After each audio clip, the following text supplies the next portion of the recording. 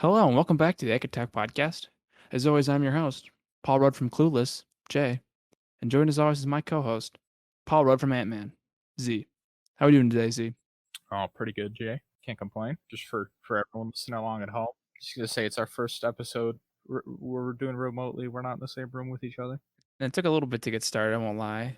Monkeying with Discord and all that, but I think we got it mostly down, and we'll figure it out as we go.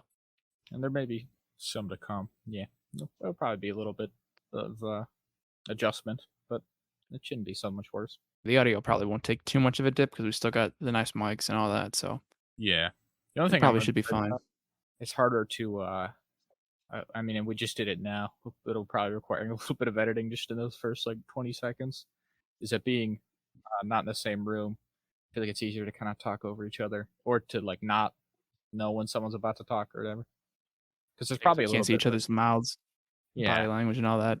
and there's got to be, even if it's minor, some amount of delay, which will probably affect me. But otherwise, not so bad. Yeah, I might have to do some actual editing this time, which, Oh boy. is whatever. I might have to actually edit for content. So let's get into it.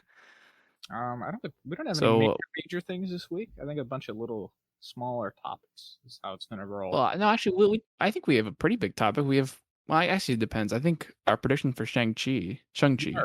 Well, is so let's this start week. with what if. I just watched What If Yeah, I agree. on the mind.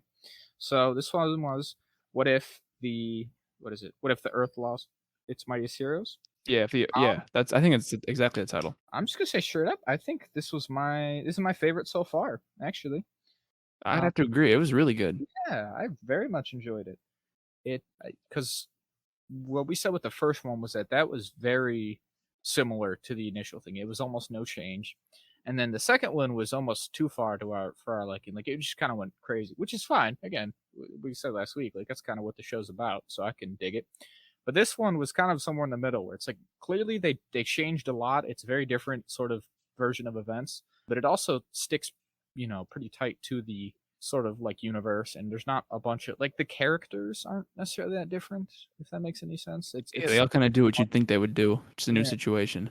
I thought it was really neat. It sort of played off the concept of Fury's Big Week, which was a tie-in comic that came out with the Avengers in 2012, and it went off this exact sort of like situation where the idea was that Iron Man 2, Thor, and the Incredible Hulk all took place within a week, which like you don't necessarily get that sense from the movies in themselves Right. necessarily Yeah. either, but that is kind of like an established piece of lore for the MCU. So Universe. I thought it was really cool that they leaned on that. Obviously, like Nick Fury was like the main character for this. I thought it was really cool, and I thought the payoff was neat. I think it was a very solid one overall. The one problem I do have is I think the name is a bit misleading because it's not like that's not really the crux of the what if, because like it's like, oh, what if they all died? But I Well, think really the what if is kind of like what if Hope joins Shield and that's like real. dies or something, or like what if I was Hank gonna Pym say goes that. crazy or something. Yeah, I think technically you're right. I had that same thought that like technically the what if here is because it's all pretty the actual change to the universe that starts it all. Not that obviously Thor and Hulk and Hawkeye, all of them dying, right? That is a Big change to the change. universe. But yeah, the first change that puts all those other ones in motion is essentially, what if Hope Van Dyne was a Shield agent, really died as a Shield agent, kind of thing. I had that same thought, but I think as like a title, that makes more sense. Like, because that's kind of the twist. Like, it would be, and also that's kind of like weird. Like, I don't Yeah, know. you wouldn't I think think it that had makes that big of effect. Yeah. because that's the main. Yeah, I definitely see why they named it the way they did. Yeah, because if you just like, what if Hope Van Dyke died as a Shield agent? That also ruins the Yeah, twist and also doesn't tell you what that doesn't happens. Like really it's not convey to you descriptive enough. exactly. That would be kind of confusing because Yeah, you're like, well, okay, but yeah. So I think it makes sense. I also think it's a fun name. Obviously, Earth Mighty Heroes to play on that. They do a lot of the. Obviously, they reference several times the whole speech that he gives in the Avengers, which I have right. always Yeah, enjoyed. The whole thing about that's why the Avengers exist is that they're the mightiest heroes, and they come together to fight a threat no single hero could. And it's yeah. interesting. I guess they've all done this so far to some extent, but there's a bit of a twist at the end too, which is kind of cool. Which is fun because like obviously the MCU, even though obviously within the universe, the individual films often have complete arcs, but there's always a little bit of a twist, or like the post credit scene. It's always leading into something else. So it's kind of cool that even in these one-off universes that we will never see again, it's still fun that they set up sort of like this is what would have happened next, because there's always something happening next, right? Yeah, there's always something on the horizon, just outside of you. Because that's always what the MCU's been about. If they just did it where it just ended and everything was fine, that wouldn't really vibe. So even though it's an alternate take on the Marvel universe, it's still, there still has to be something next, which is kind of fun. So in this one, obviously, it's like because the proper Avengers that we expect are not there, and obviously the events of the episode, like Loki arrives on Earth and tries to take it over like earlier, really, like a Yeah. year earlier than he should. Probably a different, what's the word I'm looking for? Different motive, because the events of Thor 1 don't actually transpire. Yeah, they don't finish. Well, they Uh, start, they don't yeah, so finish. he Yeah, actually he's still just he's came backed by back the then. Asgardians, Yeah, exactly. He doesn't have to. which is weird to me that Odin would just let him, Well, no, because of the because events I of Thor assume. 1. No, in Thor 1, Odin enters the Odin sleep. Oh, and then he kills him in the Odin sleep. No, he's just in there. I don't know. It's not really. I don't. He wakes up in the movie, but I guess in this version without Thor and stuff, he doesn't wake up and he's still just asleep, presumably. Or maybe he wakes up when he should, right? Like towards the end of Thor 1, but by then Right, it's and too late. Like he's like, "Oh, where'd Thor Loki's got go?" motion. Yeah, exactly. I Maybe I did Loki think it has. was. Good. I'm sorry, I cut you off. No, you're good. I didn't. Oh, I was gonna say, it was a good twist. Like I did not see it coming that it was gonna be Hank Pym as Yellow Jacket. I really thought it was just gonna be Loki because I was like, all of the Yeah. stuff that was going around was like, oh, it's definitely gonna be Loki. Like it's a Loki invades Earth. I'm like, oh, if he wins, that's interesting. But like it went away I didn't expect, which I really enjoyed. Well, that's something I wanted to say about this episode. Is really cool is that it is obviously centered around again those couple films, right, and sort of the Avengers, right. So the phase one, right. This takes place during phase one of the Marvel universe, right, with Yeah. Iron Man 2, the Incredible Hulk, and Thor. Except it has some additional elements to it that makes sense to us now, but like at the time we didn't know of, right? If that makes sense. So like it all fits chronologically because of course we know that because of phase two of the Ant-Man, right? That Hank Pym was really one of the first Marvel superheroes, right? That he was active Yeah. in like the 60s and stuff. And that for all of the other movies, even before we saw him, he was still existent in the universe. He He sold the still had, technology. yeah, exactly. And so obviously when Thor and all those movies came out, Hank Pym didn't exist as a character yet. But when it was introduced, he was introduced in such a way that he was sort of like retroactively sort of introduced into the Placed into it. timeline. And so Yeah. it makes sense. And the other sort of example of that was the Captain Marvel thing, which I really liked.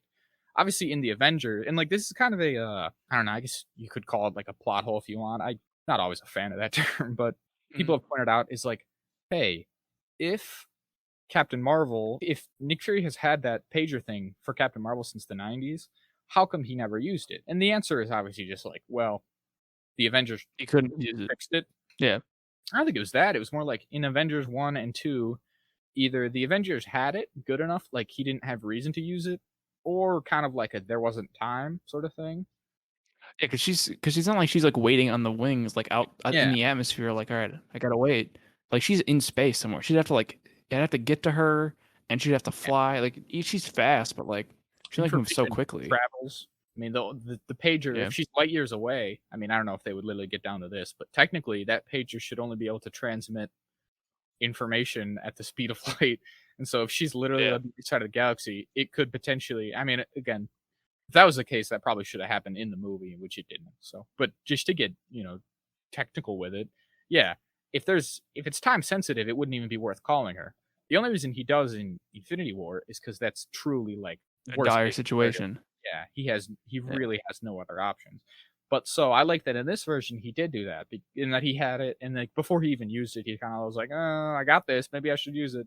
yeah. And then he obviously at the end he uses it to call her for the Loki sort of invasion. I thought that was really neat. I don't think there was anything else other than those two, other than Hank Pym and that, right? But it was still just neat to me. This idea, like, well, even though these elements of the MCU didn't exist when these movies came out, we now know that they've been retroactively inserted, and so you can kind of make use of them, which I thought was Yeah. really cool.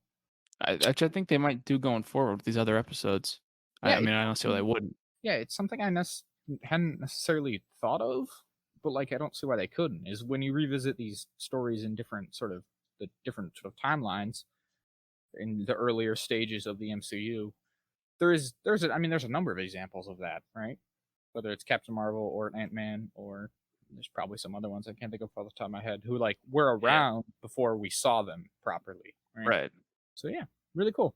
In some ways, it's like one of the more grounded ones.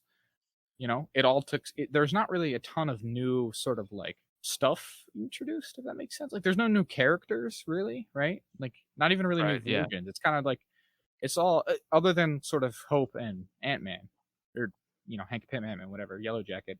Everyone's still kind of the same. It's just circumstances around them change, which is interesting. I don't know. It was cool. It was a grounded one. I really liked it, and I enjoyed it. Like I said, I enjoy that Fury's Big Week comic. I think it's a cool little tie-in. It kind of also is like I don't know if you ever seen it. Oh gosh, what's it called? It's one of the early Marvel one shots, maybe the first Marvel one shot. I think it's called The Consultant. That's it, which sort of I plays heard off it. the same idea. Oh, okay. It's I want to say it's the one shot that comes with Iron Man 2 or something maybe, and it does the same sort of thing. It ties in Iron Man 2, the Incredible Hulk, and Thor. Thor altogether. Yeah, I'm pretty sure. I could be wrong about that. It might not mention Thor, but it kind of explains how it goes about explaining how Iron Man ends up at the end of the Incredible Hulk in the post credit scene. Oh, okay, so connect time all together. Yeah, because it's essentially But I Sitwell and Coulson, and they're like dealing with the aftermath of the Incredible Hulk and all this, and they're like, all right, how are we going to diffuse this? And they're like, we'll send in the consultant, and it's Iron Man, and they basically just send him in to just piss off Ross to I think just like divert his attention. So like, yeah, Ross is going to figure out the Avengers thing if we don't do something, and that's their solution. But yeah, it's really cool. I did notice that when they go to Bruce Banner, they recreate that scene from the Incredible Hulk in that kind of tunnel thing, and he Mhm. breaks out and he Yeah, fights all those tanks with yeah. Ross and Well, everything. it's kind of all recreated So scenes, I thought right? that was Like cool. that. Obviously, the Diana thing, that's straight out of Iron Man 2. The part where she stabs him in the Yeah, with neck. the Except obviously in Iron Man 2, it's not.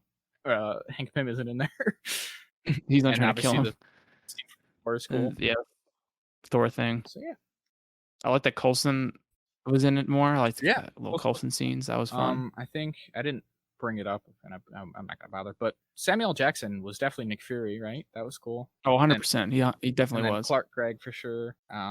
Was Yeah. Coulson. They did not have Scarlett Johansson was not Black Widow, but I thought the actress they did get did a good job of like approximating it. She did Yeah, I good. agree. I think she was pretty close to Yeah, like actual Scarlett she did a Johansson. good like Scarlett Johansson impression, sort of, not just like a Black, because I don't know, with Black Widow you can kind of just be generic, stern, sort of badass female, but yeah, I guess she Yeah, did a good job level voice. of actually kind of approximating Scarlett Johansson, which was cool. They had Jeremy Renner, definitely. Oh yeah, definitely him. It seemed like Mark And Ruffalo they also had Tom Hiddleston. did he? Oh, you mean It definitely was yeah, Mark yeah, Ruffalo. yeah, I yeah. like Uh, I keyed in his voice. yeah, yeah, for Loki. That was actually a really cool scene. I'll say I like that. I enjoyed that very much with where Loki was pretending to be Nick Fury, because I mean I think this was in intention. I didn't realize it first either, and so in kind of in retrospect, it makes some of the dialogue funny. Like when he's standing there and Hank Pym is like, "Oh, she died just like her mother," and he's like, her mother was a Shield agent too. And at first, you think Nick Fury is just really being a dick, just to kind of edge him Yeah, just on. fucking with him. But obviously, it turns out Loki was genuinely asking because he wouldn't know. Yeah, you wouldn't know anything about that. But yeah, that was cool. I like Loki's little speech that he gives from the Avengers. I really like the Avengers. I don't know if I've said it before on here. I don't think, but that first Avengers movie is great. I know Joss It Whedon. really is. It's such a solid movie. I know Joss Whedon's canceled now or whatever, but I haven't rewatched in a while, but I'm I just love the dialogue. pretty Yeah, he's got a lot of that between like Nick Fury's speech and the Loki dialogue, and when Thor and Loki meet up again. I know you always talk about. We always talk about love that off the pod. because they're doing more like they're not full on like Shakespearean like they can be in the comics sometimes where Thor. I think they've moved away. They've got those airs to them. They've moved away from that nowadays. I think they just make Thor talk like in the movies, which is mostly normal, or maybe not. I don't know. I haven't read a Thor book in a minute, but I do like in that they're kind of talking more lofty and like sort of Victorian in a sense. that's probably a good way. Like Victorian, maybe not like full on but they're a little more fanciful with their language and stuff, which I think is cool. Which I mean, I'm not gonna say it's an awful thing. I don't hate it or anything, but in like Ragnarok specifically, Thor doesn't do much of that. Well, he kinda just changes completely. He kinda just becomes like a kind of a surfer dude, Yeah, bro. and when it, And Thor Ragnarok is especially I he's better. suppose in game, and again, there's like valid character reasons for that, because he's been in a different situation for a while. Although I think we talked about the one time on the show that like kind of weird to think about that he's changed so much because of the events of like a handful of years when he's supposed to be like Right. 1,500 years old already. He's fought dozens of battles and such. It's weird that he's like And over a really but you can't really thousand. think about that. No, you can't. But it's weird that he's like over 1,000. He spent 1,000 years speaking one way, and then he hangs out on Earth for like essentially a week of our time, and his accent's gone essentially. Yeah, he's like it's like he like studied abroad for a month in Midgard Exactly. and was like, "Now I talk like this." He's like those people that they make fun of on like Letterkenny. You go to like Europe for a week, and now you're talking like you're the queen. The Queen's English or whatever. But yeah, really solid. Like I said, favorite one so far. Hopefully they keep up the solid work. I will say like it feels very cinematic at times. I don't know, like there's a lot of sort of like, because they're only 30-minute episodes and they're conveying like hours worth of story sometimes it feels like Yeah. they can do sort of like a visual shorthand of like, well, you know what this is supposed to be, so you get the gist kind of deal. Mhm. So I feel like they can convey a lot in a short time, but it still feels pretty cinematic. And I think a big part of that really is the voice actors. Like maybe it shouldn't be, but for me at least, I can't lie. Like hearing the actual voice actors makes this feel like more authentic, and I'm like, wow, this is real. Yeah, more like a real Marvel property, not just like, well, this could be just like a fan-made YouTube Yeah, animated short or whatever. yeah. And I think that again, maybe it shouldn't, but for me at least, that really does go a long way, and I think it lends it some credence. If it was all just like the voice actors that they use for the freaking video games or something, I think it wouldn't feel as good sometimes. But I don't know, maybe that's just me. I think I definitely see where it come from. I think they like make I okay definitely think I agree. choices in like the fact that some of them are and some of them aren't. They don't go out of their way to get each. They haven't, at least thus far, gone out of their way to get each and every voice actor. But I think they get enough. Maybe where like there's a good balance at least. Yeah, there's enough that you're like, well, it's not like they only got Nick Fury. I was like, and then no one else was the same, so it's kind of jarring to hear like a voice you recognize, and then in a sea of unrecognizable voices.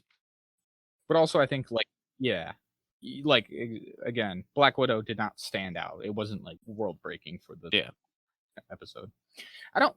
Do you think that was Hank Pym voiced by Michael Oh, Douglas? he definitely was Michael Douglas. I think It so. was very yeah. He was. I think he was Michael because I remember I made a note that I was surprised that they were able to get Michael Douglas 'cause he's a pretty big actor. What's what I thought. I was like, surely they didn't drag Michael Douglas in there to do a And couple lines for what if but maybe they did. maybe they like they cornered him on Ant-Man 3 and were like, hey, do See, it. We I got you here.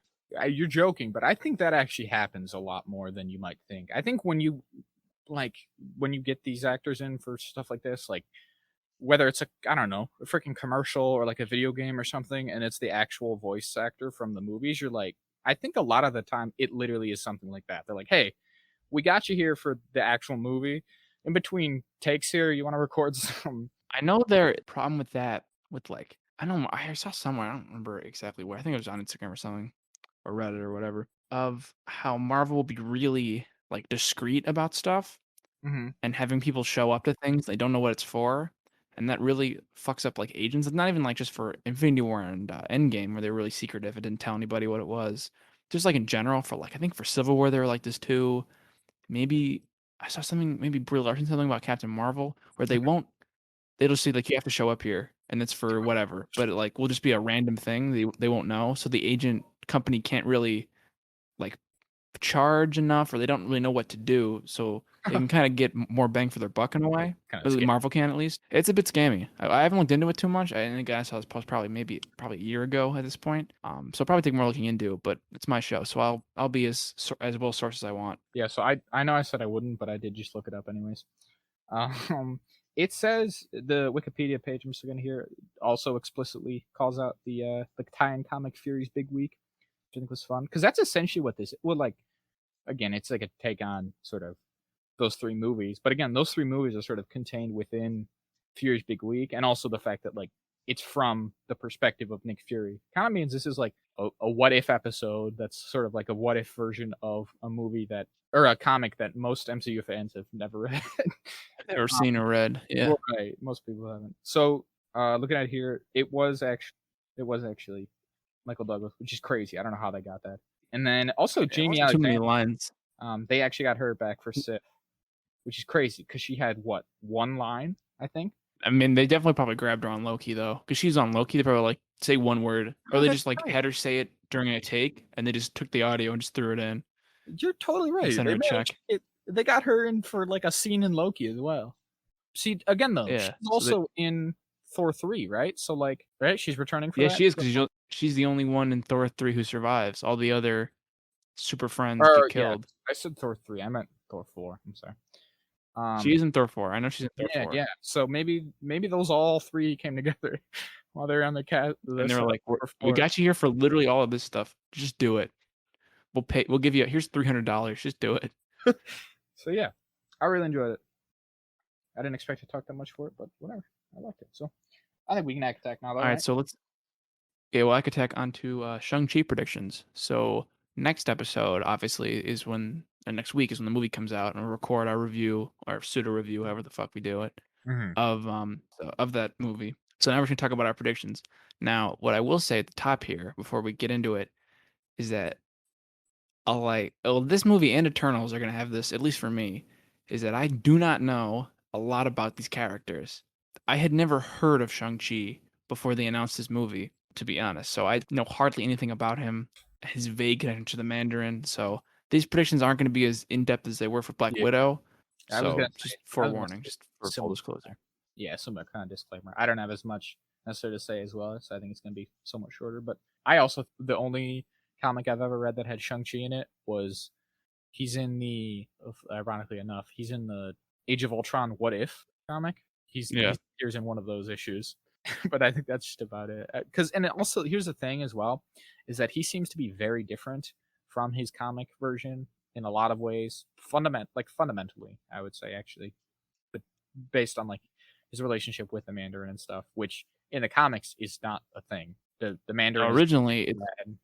It's not. much more racist in the Yeah, comics. well, yeah. In the His comics, the role of his his father is sort of like they've in the movie here they've replaced the character of Fu Manchu with the character of the Mandarin for this movie. yeah. But even in the comics, I don't think Fu Manchu is his father. I think it is like a mentor type situation, but it's Yeah, not. I think he's the guy who teaches him Yeah, martial arts. exactly. So it's like it's very different. In the comics, the Mandarin is just pretty much exclusively an Iron Man villain. He's what the Ben Kingsley character was meant to be Kind of, but before they did the twist that he's like, right.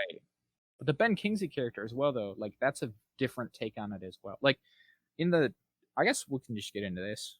I don't know if this is really prediction-y, but in the comics, the Mandarin's rings they appear to be sort of magic, but they're really alien technology. He's like, right, I yeah. don't know.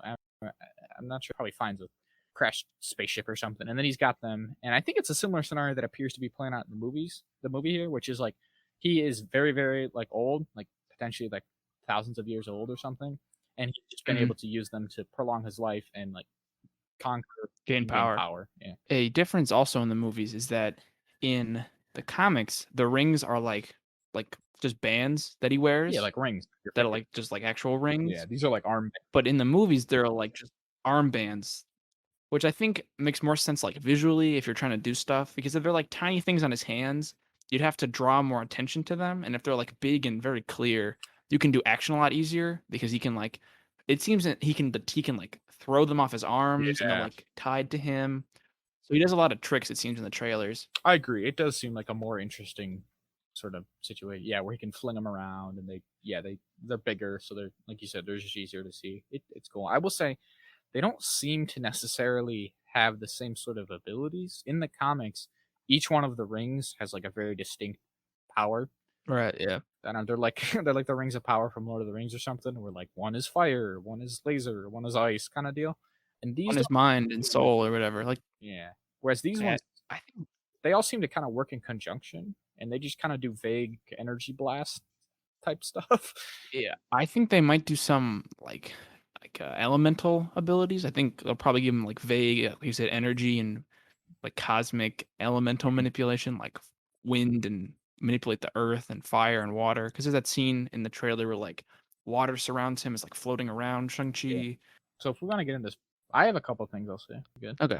So one of the predictions that I have, I guess I don't know, this is maybe even just straight up in the trailers, but I think that there's going to be a little more like mysticism to the sort of kung fu and stuff that he learns. In the comics, Shang-Chi is literally just a martial artist. He's the greatest martial artist in the world, but he has no powers. He's not even like Iron Fist. yeah, who's, predominantly just martial arts, but he has like magic punches essentially. He's got super powerful glowy punches, right?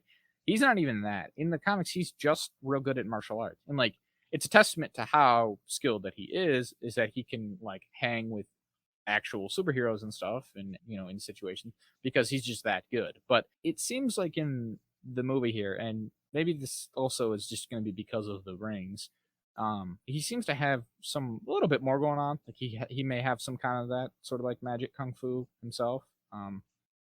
Just in the trailer, there's that like character. I think maybe it's his mother. I'm not sure. Who is doing kung fu, and she's like making, as she's like going through the poses, she's like making all the leaves and stuff swirl around her. Like she seemed to be manipulating wind Yeah, potentially. that is his mother. I believe that is his Okay. mother. And so like I think stuff like that seems to suggest to me that there's going to be a little more to this. And like even though I just said like in the comics, sort of part of his whole thing is that like, well, he is just kung fu, but he's so good that he can hang with people.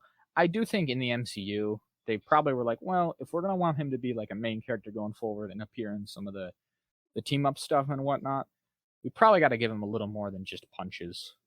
He Um, can't just be like he can't be in like Black Widow, Hawkeye tier. He's got to be like Captain America kind of tier or Spider yeah, Man. and I also think likely he's gonna acquire the 10 rings Well, yeah, this movie. So literally. I in that do know case, that have those. one thing I am excited about in this movie is that there's a dragon in it. Because in the one of the trailers, he goes underwater and talks to like a big Yeah, dragon, and so I love a dragon. If a dragon's in a thing, I like it like it's like 2 points bumped into it yeah. rank wise. So I think just for the dragon alone, this movie we at least worth it for me. Not that Dragons. I'm saying this movie's gonna be bad. I'm sure I'll enjoy it. Mm-hmm. Again, another I thing like also know that. What did you say? I was gonna say that's another thing that I'm not really familiar with about his lore, but I don't know if there's usually a dragon involved, but it to me is reminiscent of the Iron Fist dragon. I can't remember its name, but in that's Iron Fist lore is that when he's ready, he kills a dragon and gets the Iron Fist.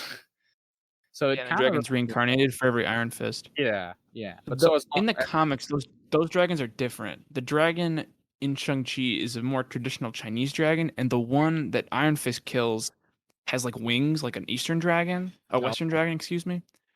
So they're a bit different. no, I'm just I saying know. it. That's kind of something that piqued my interest. I was like, maybe they're kind of gonna use the dragon as like a way to give him some abilities and stuff, like they would for Yeah, Iron Fist.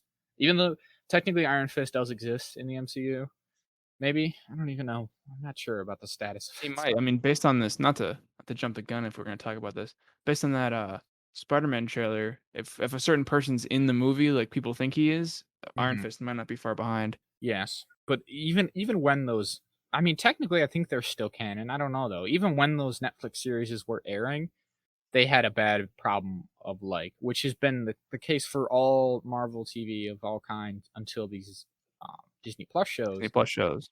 which was that the sort of transfer only went one way. Like in the shows, they would talk about the movies, but none of the movie character or the show characters ever came up. So like, yeah, it's one of those things. Yeah, If the Defenders were still around, you think we would have seen them again by now in one of the movie type situations? So I don't know, but I think it's just as possible that they're kind of gonna more or less sweep those series under the rug, or just kind of like do sort of like a soft reboot where just at some point they're just gonna show up again and be like, hey, we got the Defenders, and some of them are different actors. Don't look too hard.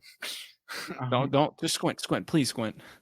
And Iron Fist in particular was one of the most poorly received ones, and his actor as well was very poorly received, and he apparently didn't want to like bother to learn the kung fu. Playing Iron Fist. Yeah, like because at the time there was like a big complaint about the action in that, and apparently it came down to him either the studio whoever didn't give him enough time, or he just couldn't be bothered to learn the kung fu. I don't know. I don't want to flame the guy or anything, but overall, Just didn't work out. yeah, that show was one of the most poorly received. Even though the end of this, I don't know if you've seen it, but the end of the season 2 of that show was kind of neat. No, I've not watched any of the Okay. Netflix He gives away his Iron Fist Marvel to shows. Colleen Wing, who she's a character from like stuff, and I think shit, she might be rumored to be coming back in something or another as well here. But he gives the Iron Fist power to her, and then he's got a couple Iron Fist guns.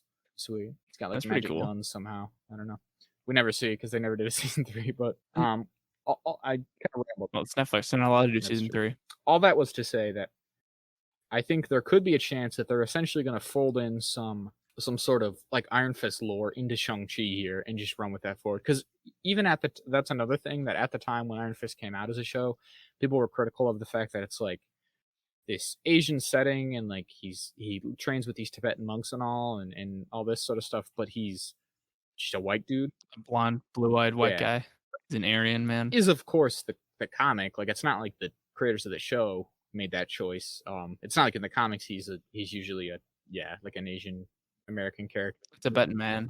Yeah. He's always like that. Isn't he sold to them in the comics? Oh god. Or he I gets lost there, or In he's the comic adopted? or in the show, I believe, which I think is pretty similar. There's like a plane crash and he comes upon them. I mean, I agree That's right.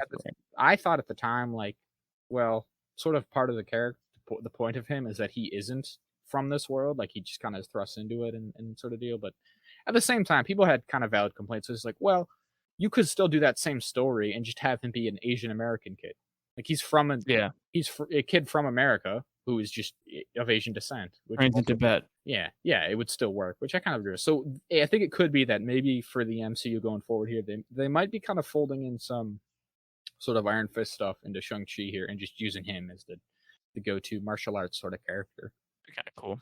The only other What else? I know that there was a lot of controversy, not a lot of controversy, but that I mean, I fell victim to this, that someone just leaked the ending, like the act 3 of Shang-Chi and like released photos of like screenshots of the movie.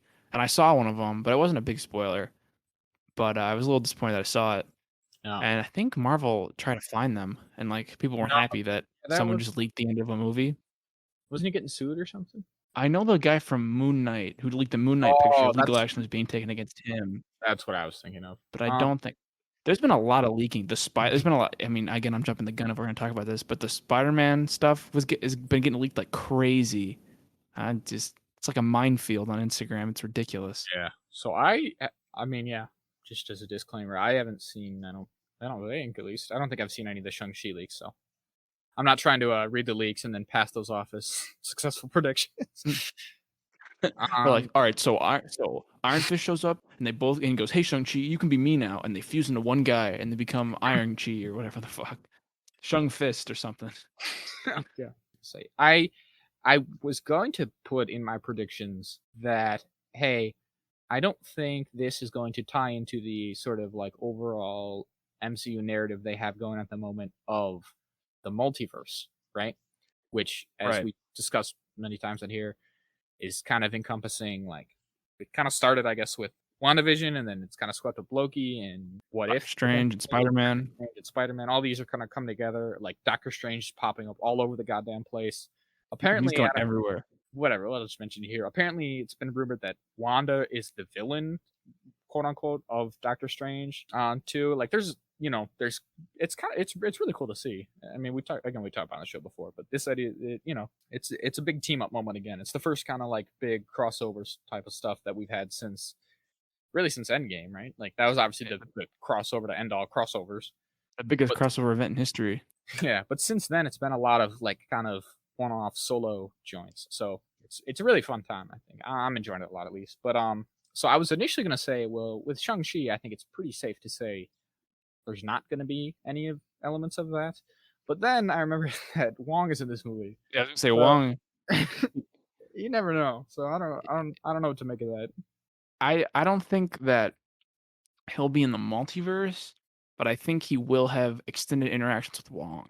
Like I think he'll talk to like I don't think Wong's just gonna show up as like a cameo. I mean, he will be a cameo, but insofar that he will talk to Shang-Chi and they will have a conversation either at the beginning or the end of the movie, or probably both, in like an end credit scene, and then he'll kind of get him on his side. Yeah. But I don't think like Shang-Chi's gonna show up in Doctor Strange or anything, Uh, or well, Spider-Man or something. I was gonna say maybe he was. Maybe that there's like, yeah, they're gonna have some kind of extended interactions, and like maybe Wong's whatever he's doing is somehow adjacent to Doctor Strange too, and all that jazz. So maybe it is some way to get him. At the very least, I think you're right. Like it's gonna introduce them to the larger sort of universe where Wong's gonna be like, hey, I'm a superhero too.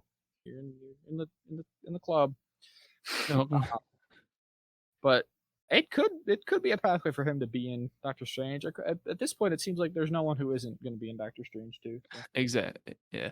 My final But prediction. Oh, unless you get some. no. Anything I was gonna say was gonna relate to like stuff that isn't really Shang-Chi related. So Oh, you can okay. just say your Well, to piece. finish up Shang-Chi here. I was gonna say my last kind of prediction. I mean, we haven't said a lot. We just kind of been rambling about it in general. But this is like a firm prediction that I'm gonna brag about next week if it's real. Is that I think, and you mentioned it earlier, I think that Ben Kingsley is going to be in this movie. Have you seen the All Hail the King one shot? No, I have not. Dang, nobody be watching the one shots. All right, well, go and watch that. But I'm going to spoil it here regardless. You'll be fine. You'll live. It is on Disney Plus now. It's the only one shot that they've put on Disney Plus. I've been hoping for like since Disney Plus came out. I don't see why they have all the MCU movies on there and not the one shot. The one shots. I don't even. Are you even familiar with them? Because I mentioned the other one earlier. I didn't know they were like. I thought they were like comics. I don't. Then I don't really know about the one shots now. Yes. So it's a play on the comic thing, right? So in comics, a one shot Yeah. is a story Single that's issue. self-contained, single issue, one off. For the MCU movies, from I want to say Iron Man 2 through I think the last one they did was Iron Man 3. So just about there's only like 6 of them or something. I think, oh, maybe Thor 2. No, I think okay, it was Thor 2. I think All Hail the King was the last one and it was on Thor 2. Basically, with the Blu-rays, for the Blu-rays, they would do like a 10 to 15 minute, well, the other ones were kind of low, but towards the end they were like 10 to 15 minute little short films essentially, right? Little self-contained stories, but sometimes they got the legit actors and shit, and they just told little like stories in the MCU, which is kind of fun. Like one of them, the one that came on Iron Man 3 was called Agent Carter, and it was about Peggy Carter. It was sort of like a soft kind of pilot for the TV show. I don't know if you've ever seen any of that, but I have seen the Pretty Car TV show. okay. So it's like that. It's like she goes off and does a mission, and all her coworkers are like, what do you know? You're a woman," and she like, You're abroad. We're from yeah, the 50s. You're abroad or something. yeah, exactly. And she goes and has like an adventure. But so the All Hail the King one it takes place in prison, and the Mandarin, aka like the Ben Kingsley character, who is not the Mandarin, is in prison, and he's giving an interview to Scoot McNairy, and like Justin Hammer's there as a cameo, which is fun. And basically, he's been giving an interview for several days, and like everyone in the prison thinks he's dope. He like gets special treatment for being like the Mandarin. He at one point they have him do the voice. Like Trevor, do the voice, and he's like, "You'll never see me coming." You know, he does the whole thing, right? Like they all know he's Yeah. not really the Mandarin because he's just a British dude. It's like And doing the bit, like keeping the bit up. yeah, and at the end of the One Piece, the one shot, sorry. One shot. Oh goodness, You got One Piece on the brain. summon One Piece to you. Oh yeah. Scoot McNairy reveals that he is a member of the Ten Rings and that he's an agent of the Mandarin. And he says he takes Trevor captive, and he's like, because Trevor, I think Trevor's like, who do you work for? And he's like, you know him, like you stole his name, and he wants it back. And it's like the implication obviously is that the Mandarin is real, which obviously because of Shang-Chi we know is just a thing, in that he Just a was fact. mad at him for like impersonating him essentially, right? Bringing him down. Because that's kind of been like a bit of a sticking point in the MCU. Was like when they did that twist with the Mandarin that everyone hated, was like based off of the events of Iron Man 1, the Ten Rings are real as an organization, right? And then the Ten Rings pop up a couple more times. They're in like Ant-Man, they're in obviously Iron Man 3, but then it's like, if this Mandarin isn't the real Mandarin, and he's also not actually leading the Ten Rings, is the Ten Rings real? Like it gets kind of tricky. And now we've come full circle to that, where we do have the real Mandarin. And the And real so, 10 rings. in the real Ten Rings. And so I think potentially we'll get, if not a cameo from Ben Kingsley, because he might be a big get for like a couple minute cameo in an MCU movie. my prediction is we'll get some kind of reference to how that shook out, because clearly the Mandarin was not happy with him and probably was just gonna like do some messed up to him and kill him. Kill him or something. Yeah. But yeah, like I said, that's on Disney Plus. It's one of the only one shots that is on Disney Plus. I don't know why they're so secretive about them. Because again, the only way you can get them is Blu-rays, and no one buys Blu-rays anymore, anyways, except me. So, but yeah, that one's on there. It's got its own thing. I will say, I think some of the one shots are in the extras section of their respective movies. Maybe I want to say, but they just recently put out All Hail the King on Disney Plus, like I think this week, as a standalone little thing that you can just search up. And I think that just bolsters my claim, because they probably were like, well, shit, if we're gonna have Ben Kingsley roll up in Shang-Chi, we need to put this out there so that more people can see it, so they know what's up. Yeah, so they can keep track. You and everyone listening, go watch the All Hail the King one shot. I won't. I refuse. You better. What are you Jack, gonna do? Make me? we gotta go see the movie. I'll see the movie all the same. This way, if he You shows just up, explain the entirety to me and all the 3 people who are now listening. no, but it's good. I didn't do the Ben Kingsley voice good, so all right, we good? Do you have anything else to add about Shang-Chi? No, I gotta be honest. When I said say your piece was a lot longer than I thought it was gonna be. Sorry, you know me. That's fine. I won't cut it. I'm not gonna cut anything. I'm not. All right. I'm cutting for time on episode 11. But let's attack into something else. Now, what do you want to I was going to say we're doing some MCU, and I think we've got more to do before we're done. But I had a couple little Star Wars things that we could act and do to just break up the flow. Oh, okay, right. Cool. I thought you were just gonna do. We were gonna do the rest of those MCU trailers, but I'm down for some Star Wars stuff to break it up. So, have you seen the stuff that they put out? I think Katie Sackhoff specifically. So Katie Sackhoff plays Bo-Katan, right? She voices the Bo-Katan in the animated shows, and also played Bo-Katan in The Mandalorian, right? Right. Okay. And so she put out about how when they were filming the finale, the appearance of Luke Skywalker was a secret, right? Even to the actors, which is kind of similar to the MCU stuff we're talking about, where they like to be real sneaky. They never like to. Oh, is this the Plo Koon thing? Yes, it's the Plo Koon thing. So they told her. Oh, I saw that too. And I don't know if they told any others or just her, but they at the very least told her that the Jedi who appeared to save them at the end was Plo Koon, and they even did a. I wish it was Plo Koon. Concept art. I've seen concept art. I don't know if that was just fans or if that was officially produced in order to like throw people off. But I just thought that. Yeah, I've seen that too. We're like, I think that I saw it too. I thought it was very funny. Now I think this is real concept art, maybe, because it's also got a different droid. It's not R2D2. It's like a red astromech. I just think that's fun. There's not really much else other to it, but that's fun. Plo Koon is famously Dave Filoni's favorite Jedi. He's my favorite Jedi. I love Plo Koon. He's the best. Why? Are you doing this just to bug me? Well, no, I'm serious. He was I had a little action figure of Plo Koon. I didn't have his shit, but I had a little Plo Koon action figure. I think we've brought it up on the show. Cool guy. He's cool. He lives between his planet's between 2 black holes. He has a super cool Clone Wars episode. I agree. All right. I don't disagree. I like Plo Koon plenty. I think he's actually. Then why were you like, you're doing this to make me mad? That sounds like you don't like him. I'm pretty sure you brought him up on the show before just to bug me, because you talk about his Force judgment and how people say he's the best Jedi ever, and how he could beat Darth Vader in a 1v1 and kill everyone, presumably. I guess. I wasn't kidding about that. He could. Like, I've done the math. Right. If you calculate the amount of force he's putting through that lightning. Plo Koon has. Actually. What? Now hold on. You're gonna be mad at me for this, but I'm gonna say it. I think actually Plo Koon could do a lot of damage to Vader because he uses lightning. He doesn't have that. It's not real. No. Hear me out. Now, if he did though, let's work on something that he did, right? Yeah. We know, and I think I brought up on the show last week, 2 weeks ago. I think almost been last week. How the Emperor made Darth Vader's his augmentations are made of metal that conducts electricity, so he can't overthrow him. Okay. So if Plo Koon hit him with lightning, it'd have the same effect. I agree. So that if he actually had Force lightning, that would be very effective against Darth Vader.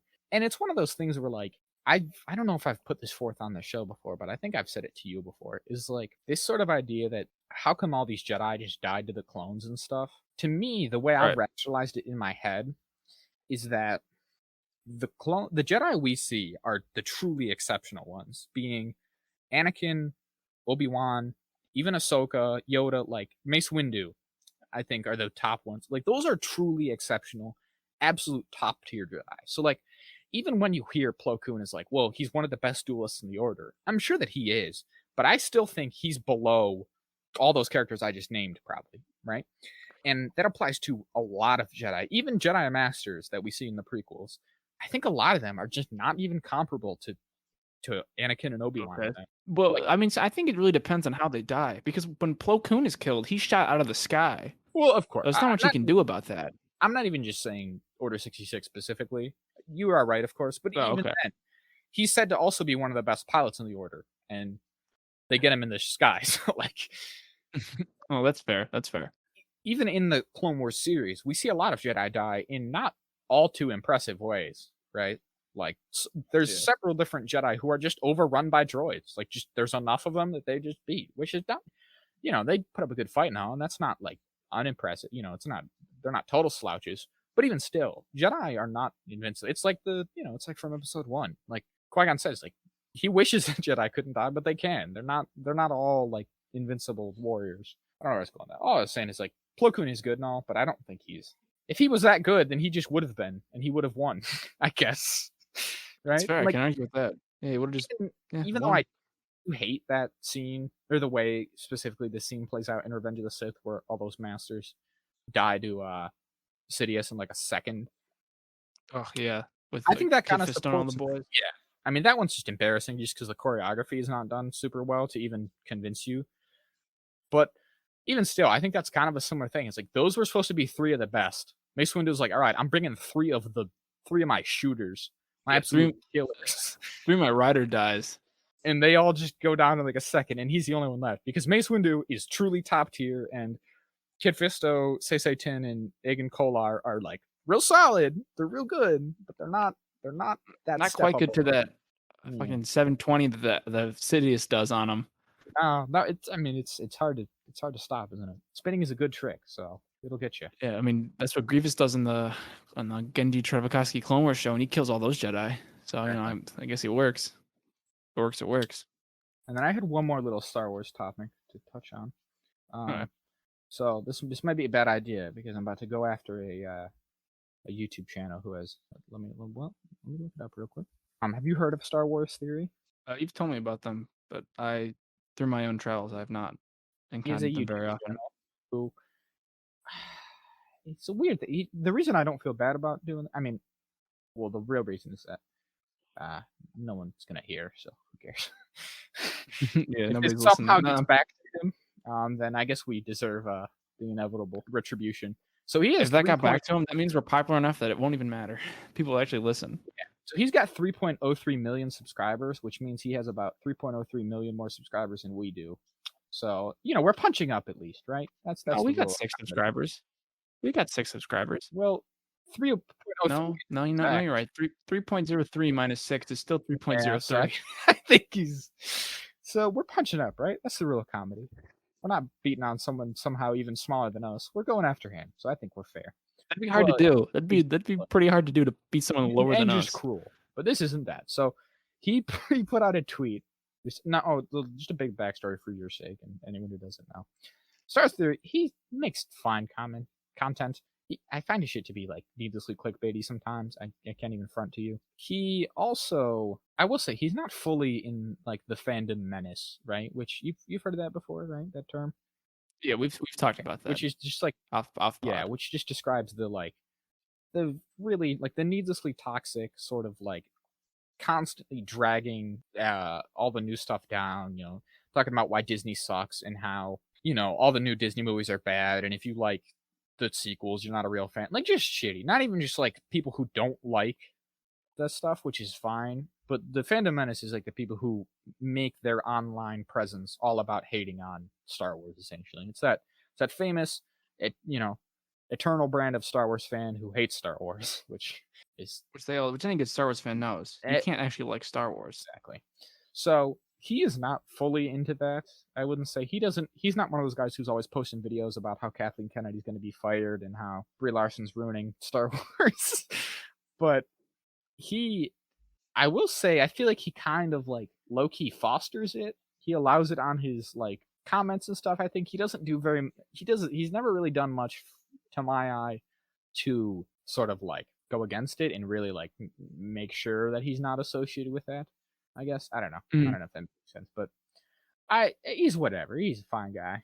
I won't say too much else. But he put out a tweet this week or last week, I guess now, where he said that Disney should make a Disney Plus Starkiller series, and that if they did so, they would easily make $1 billion, and that they're fools for not doing so. Huh? Yeah, so I thought Now I that's thought you would strange. be a fun target for this because I was going to ask you, do you know who Starkiller is? No. I See, I ah, isn't it isn't it like a base? well, it is. It is. See, I I'm Starkiller glad I brought this up base. because I thought this would be funny. Because I was like, well, Jack.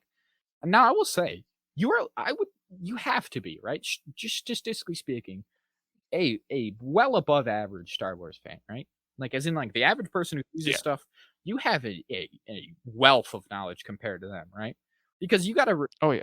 This is something that I feel like I got to remind myself of with all of this different nerdy kind of content we get into is that this stuff is so popular nowadays that the average person does not really do much other than just go and watch the movies and enjoy them and then just kind of walk out and never really think about them, right? Yeah, until someone brings them up and go, "Oh, I saw a movie. That Yeah. movie's that's pretty good. I kind of liked it." Star Wars and Marvel are so popular now that the average fan of both of those properties is someone who has only ever seen most of the movies, goes to see them once, doesn't talk about them, they don't have a podcast, they don't engage online about it. And so, but like I said, you using that as the baseline, you're well above. You know all kind of Star Wars names and shit. You know all kind of Yeah. nerd shit about Star Wars. And so I was like, I feel like though Jack doesn't even know this, and you don't. So that just it's gonna further support my argument here in a second. So Starkiller is the protagonist of the Force Unleashed video game and video games, I guess. Force Unleashed 1 and Okay, 2. I have played that game. You're familiar, right? Okay. So you Yeah, have I'm played familiar it. with the Oh, game. okay. His real name is Galen Marek. Starkiller is like Right. his Okay. code name or whatever. He's Darth He's Vader's secret apprentice. yeah. It is not a game series that I love personally. I think they're fun. I enjoyed playing them. I will say, and this is something I've mentioned on the pod before, I think they are potentially responsible for some people's warped perception of what Star Wars is. I think they Mm. maybe for some people are like the thing that kind of because I mean they're like 15 years old now almost. Yeah, pretty old games. Old enough where people who, if you played them as a kid, you could be like a grown ass adult now and be active online and stuff.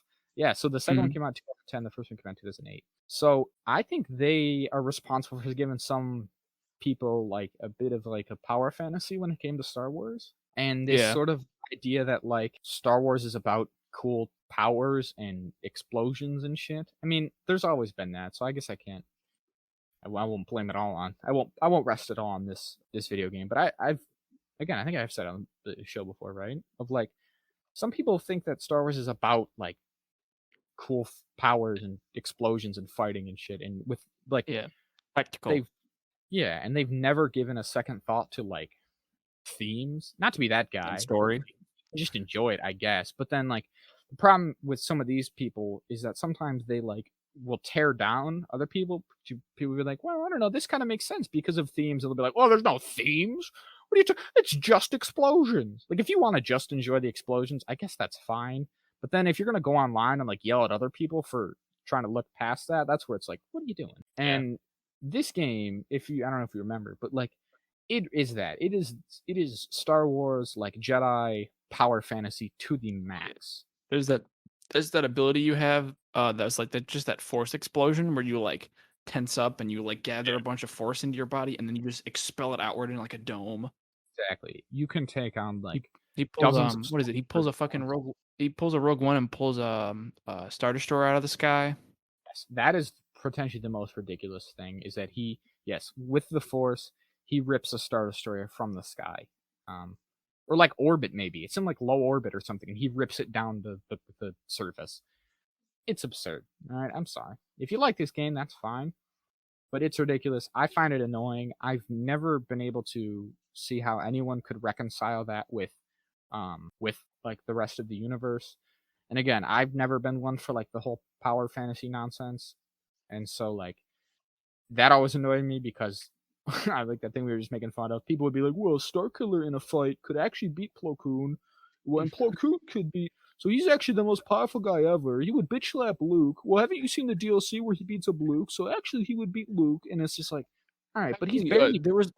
there was a straight to DVD recording on a Camcom of a prototype of the DLC where he just uh, finds Luke in his sleep and hits him with a baseball bat till he dies. So that means if we work on that canon, he would be able to beat Plo Koon and Vader. Well, It's because like, yeah, come but on, like guys, watch the he can thing. he can beat Vader the Emperor. It's like, well, he does die to the Emperor, so I don't really get that. And again, he does beat he if you do go off the DLC. But again, I think the games knew what they were. Like I think the games kind of lean into the idea of like, yeah, this is just ridiculous, like over the top, freaking anime levels of power creep, right? And I think the problem is that maybe people playing them took it seriously and they're like, yeah, this is Star Wars, bro. Like I think that maybe the developers were like, yeah, we're just gonna make a ridiculous Star Wars game that's just kind of over the top and beyond the edge of like reason. And then some people playing it were like, yeah, this is what Star Wars should be all the time. And so like yeah, in Yeah, those DLC, there is DLC. ridiculous. He beats up he kills Obi-Wan and Leia and Luke and In the DLC, he does this. yeah, there's like a DLC which is like essentially because the games take place before A New Hope. Right. And so there's a DLC which like continues the story of like, well, this is what would happen if he was still around, and it's like an alternate it's kind of like a what if version of the original trilogy because it's like, well, he tracks him down on Tatooine, he kills Obi-Wan, and then Obi-Wan comes back as a Force ghost, and then he kills Obi-Wan's Force ghost. No, really? Yeah, and then That's so stupid. and then It's a ghost. What like he kills Luke, and then later on, because Luke has died, Leia has had to become the Jedi, and then he beats up her too. It's absurd. All right, it's just ridiculous. Interesting. It's really because we know from Qui-Gon Jinn. Now I'm going to show a little bit of my own Star Wars nerdiness. That when you become a Force Ghost, you just become God essentially. Like you just Yeah, join like God. So how would yeah. you gonna kill part of God? What are we It's pulling a Cosmere here where we split all the parts of God and we all get one? we all get a part of God. Yeah, no, it's Split just a part of ridiculous. God. It doesn't make any sense. That particular part. It really doesn't. So I mean, that was just kind of me digging into the game specifically, but that was all to just support the. Yeah, I don't, that it's not really relevant to this specific discussion. It's just I find the game iffy, and I think I personally would be somewhat hesitant of a any kind of Killer Star Killer TV show show. Really, any kind of adaptation of him into canon would be a bit. I would be hesitant, right? at That best. that being said, I have heard versions where he could make his way into the canon, which are believable. And again, here's the thing, straight up, like this is kind of what I was getting at. No matter what, he has to be significantly depowered to what he is in the game, right? If he's anything close to what he was in the game, it's just absurd. But I think it would be cool if he was just brought in as like one of the Inquisitors. I think that is a role that he could fill and also be believable and not over the top. Yeah. But You could anything slide right in without a lot of questions. Yeah, exactly. But it's just no good. Dude, in the game, he like he founds the Rebel Alliance. It's like him. Like the Hmm. Rebel Alliance symbol is like his family's house crest or something. It's absurd. Like it's just over the top. He's like the best guy who's ever lived ever, and Well, of course, that's no it's cool. all that Star Wars power fantasy stuff makes you the best guy ever. He is cool. Like I think there is something to his like actual like his deeper story, like his spiritual kind of thing of he's a dark sider who turns to the light, which is always interesting. Um Hmm. Not even like he kind of, falls to the dark and back, but like he's raised as a Sith essentially, and he still finds the light, which is cool. But all this was to say that it is not that popular even among Star Wars fans, right? Because again, if you just assume that the average Star Wars fan has never played a Star Wars video game, much less this specific video game, the specific number that he gave out as $1 billion is absolutely crazy, right? And ridiculous, because that's not how the TV shows work on Well, Disney Plus, like at beyond all. that, and crazily enough, he backed this up in a reply. He's like, "Nah, listen, this is how you got to do it." He said that he was working off the assumption his number essentially just came from new subscribers, right?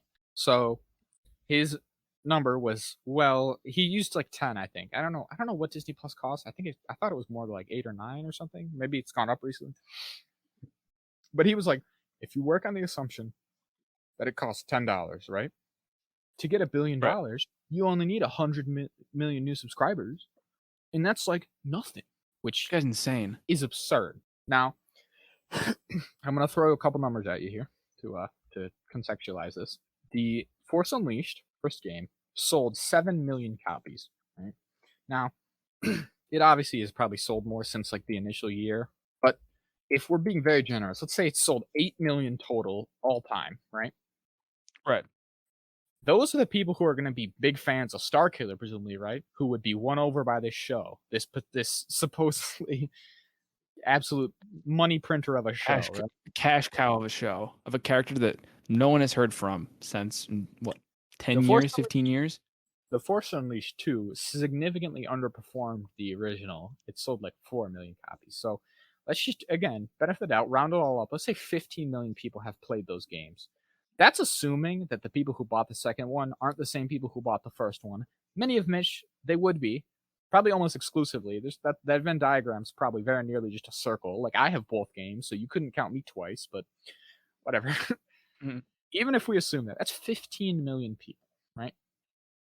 How in his mind 15 million goes to 100 million? Like, somehow there's 15 million fans of Starkiller who would overnight become 100 million fans who would flock to the service is absolutely crazy to me. And another thing to go along with it is that even though a game sells 7 million copies, that doesn't mean all 7 million people love the game That's at very all. good point, Jack. Like, Furthermore, you can't tell me, like, oh god. oh, I was gonna say another point I had is like, so I remember playing that game with like on the Wii, like I had on the Wii or I rented on the Wii with my brother, Mhm. and like we both played it. So those numbers, I mean, goes both ways. Like those numbers don't actually represent how many people like it, because like if you only need to buy one thing, and you only need to buy one Disney Plus subscription, and if you know someone with Exactly. Disney Plus, you just use their service. Well, so I So was like, what do you like? so this is a further thing I was going to bring up. So Disney has reported that in the third quarter of 2021, Disney Plus has 116 million subscribers. That would mean Yeah, that their subscriber count would virtually have to double as a result of this particular show for it to make the kind of profit that he is putting out. that he's predicting.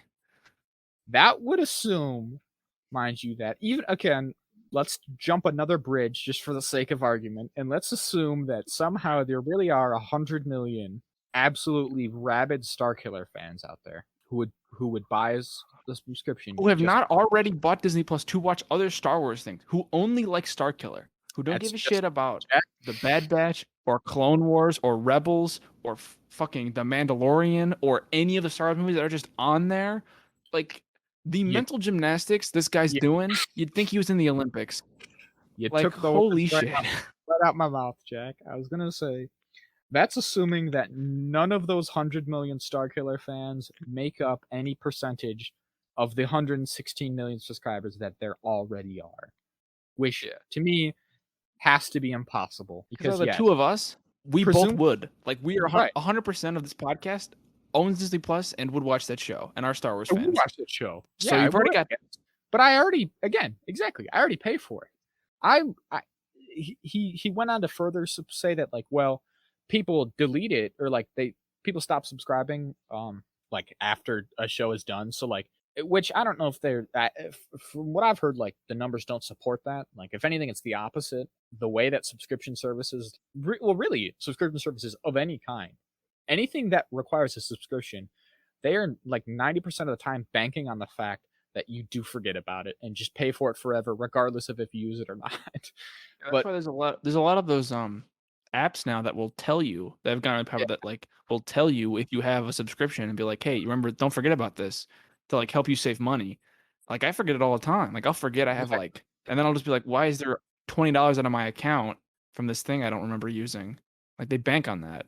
Yeah. So putting that aside, assuming that there really is like tens of or hundreds of 100 million people who immediately jump ship the second there isn't something weekly catching their interest, who would all flock back for Starkiller. It's absurd to think that they wouldn't do so for any number of Star Wars shows. Like you said, the number of individuals have, as of yet, refused to buy a Disney Plus subscription. They've not been interested by any of the Star Wars offerings thus far. They're not interested by, and again, not even just Star Wars offerings, because there's more on there, right? So this is Mhm. someone who is not interested in any of the Marvel stuff, not interested in any of the just general Disney stuff, any of the original programming on Disney Plus, any of the catalog of Disney movies. Again, they're not interested in watching any of the new Star Wars shows, i.e., like The Mandalorian, The Bad Batch, season 7 of the Clone Wars, soon to be Visions. They're not interested in watching the back catalog of Star Wars content, like all the movies, Rebels, the Clone Wars, like you said. The number of people who have turned a blind eye to all that and said, "Nah, you really haven't, you've not sold me yet," who will then pay it because of the Starkiller show, has to be like four. There's got to be like Yeah. four dudes on Earth that applies to. So yeah, that just gave me a chuckle. I don't. It's just the amusing part of it wasn't that he said they should make that, which is kind of like whatever to be. It's fine. Like I don't want to dig into this guy too much. Again, I think it's a little cringe because I think Starkiller is like I suppose to me he's like the stereotypical sort of like neckbeard icon Star Wars. Power Yeah, fantasy. exactly. Like I keep saying, yeah, he's like the literal power fantasy. So to me, he appeals in particular to a certain sect of fans that I don't necessarily love to begin with. But even putting that all aside, if he just had said like, "Man, I want a Star Wars, I want a Force Unleashed game," I think that'd be cool. Or sorry, a Force Unleashed show. I think that'd be sweet. I'd have just been like, "All right, not really my thing, but sure." Again, I would watch it, whatever. It's the fact that Yeah. he put out the number to begin with and then like doubled and tripled down on his $1 billion estimate that I just found amusing and worthy of ridicule. Oh, I definitely there's one thing I like to do. It's ridicule Yeah, people, and we're punching up like we yeah. said. So let's see. Yeah, Right now, we can ridicule pretty much whoever we if want because I don't think there's anybody who's smaller than if us. Star Wars Fit Theory feels that threatened by our podcast, then yeah, I guess come after us. Feel free if you really need to. All right.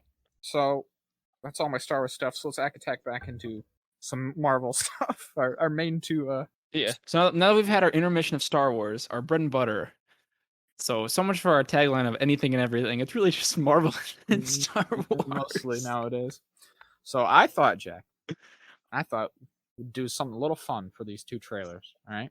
I thought we could introduce a segment, Okay. a potentially recurring segment with a title and everything. See, now not to cut you off. I love that you're doing this on the show. Not Mm-hmm. you didn't text me or I don't call me or It'd be good. we could just It's not much of a segment. I'm keeping this in. Don't get too worried. It's not much of anything. Okay. Until we Good. somehow I'm glad it's nothing. until we at some point develop a jingle and potentially its own logo. It's called Trailer Trash or Trailer Cash.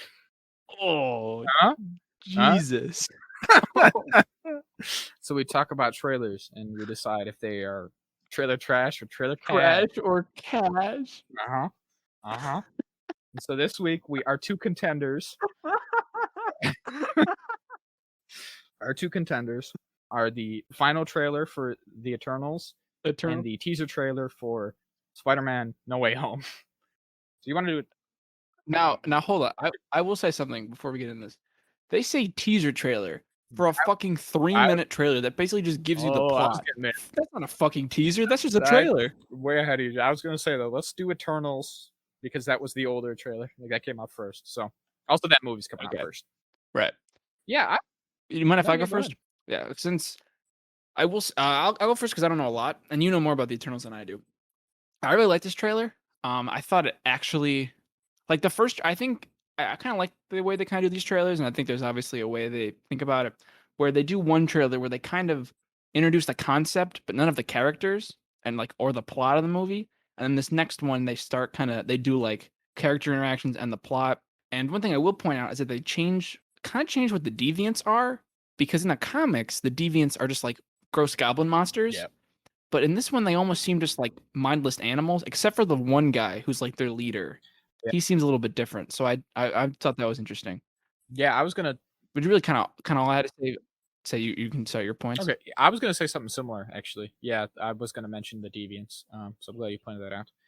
Yeah, in shit, I'm not gonna lie, it's a little rusty. It's been a see, this is funny. It's been like well over a year or so since I've probably almost two actually since I've read the Neil Gaiman run of the Eternals in particular, because Right. this movie was supposed to come out like a year ago, so I was like, ah, I'll do this before the movie, and it's been like a And they're like, "Oh, sorry, no movie for you." yeah. So yeah, in as I recall, I could be wrong, but like in that run in particular, it's one of those things. I think I've said it before on here. I've literally said it to you. It's like the MCU, or not the MCU, particularly the Marvel comics, can get really kind of like confusing because there's so many different concepts at play there.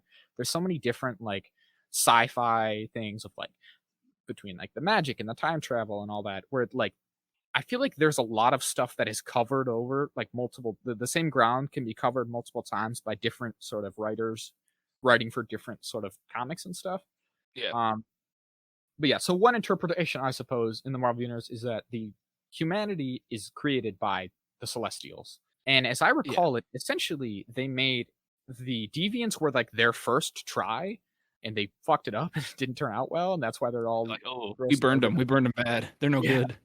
And then they made the Eternals, who are real good, and then they made the humans, and then so now the humans protect, or the Eternals protect the humans from the deviants. But yeah, like you said, they're I, more I thought they people. made the Inhumans as well. Oh, did I say the humans? That could be. I Um, I thought they made I thought it went Deviants, then Inhumans, and then Eternals, because then they got it right. And then what I thought it was is that the Celestials come to Earth and they take a bunch of like prehistoric humans that already existed and they just take them and experiment on them. you And may be like they right. fuck up 3 times. They fuck up once, they make the Deviants, and they kind of get it right the second time and put them on the moon, and then they get it right and put them on Saturn. They get the Eternals right and they put them on Saturn or wherever they live. Shit. Yeah, I maybe I should have think. looked at this before we started, but I don't really Yeah, remember. maybe, Whatever. yeah. I, Sorry, I, nobody's listening. yeah, I wouldn't have. I think the Kree made the Eternal or the Inhumans rather though, right? I thought the Kree made the Inhumans, but like they're yeah, no. But that's the lore I for think they did. um I don't know. Someone, if we had regardless. fans, someone would email us. Yeah. The only thing I was getting at is that yes, in the comics they're usually more humanoid, the deviants are. Yeah. They have the ability to like kind of shapeshift and they can appear actually as humans, like just indistinguishable as like normal humans to like be sneaky. And yeah, they're but like you said, in this movie they seem to be more often like animals or like creatures, monsters of some kind, like wolf Yeah, looking like things. mindless Like yeah, beings. which is whatever. I don't know how I personally feel. Like yeah, like you said, the leader guy, whoever that is, does appear to obviously be intelligent. So yeah, I don't know. It's a bit of a twist on it. I've kind of I I mean we haven't seen it yet, so maybe I'll reserve judgment. But I would have liked to see the weird gross goblin man, the weird like misshapen human, like because they again they're vaguely humanoid, but like they kind of have proportions wrong often, and like they're just Yeah. kind of weird. One thing I will make note of that a lot of people like I think we're gonna tie back to what you said earlier about baseline Marvel fans won't know. Nothing against them, they just don't. It's. I mean, I don't really know that much about the Eternal, so I mean, I'm no man to judge. I'm not. Uh, is that Thanos? The reason he's an Eternal, and they don't touch on it at all. They might actually in this movie, which I just thought of. But the reason he looks like that is he they what is revealed when Thanos was born is that the deviant DNA is still in them. The genes just aren't activating, like they're turned off. So when something happens when Thanos is born, a mutation occurs that causes his deviant genes to kick in. So he becomes purple and like all deformed, and he's real big. And his mother tries to kill him when he's born and doesn't like him No, and goes insane. well there you go. So that's why Thanos looks like that. Is he's a deviant and an eternal? Like he's an eternal with like deviant physiology. So it's Uh-huh. interesting. Cool. Yeah. And like sort of again, I'm all of my Turtles knowledge is also just based off that one Neil Gaiman run. But in that, like, and they touch on this in the trailer actually. So, um, that like essentially the Eternals and the Deviants have always been there, and they've just kind of been like fighting each other in the background, sort of thing. So like that Mhm. they've just been waging this sort of eternal war, and like we just have never been privy to it, which is kind of a fun concept. And Yeah. yeah, again, they bring it up in the trailer. Jon Snow as Sir. Yeah, that's a cool sort of reasoning. Is like, well, we don't get involved unless it's The the Deviants. deviants. We can't mess around with anything else, which is I think that is carried over from the comic as well because it is like, well, the humans are supposed to be. We don't want to kind of like disrupt their trajectory and what they're going to do because like at some point you're kind of messing with free will almost. Yeah. But the deviants, like we don't want them, or like that's not fair to them. So we'll take care of the deviants if they pop up. We won't let them wreak havoc, but anything else, the humans are kind of on their own, which is an interesting sort of Yeah. concept. Yeah.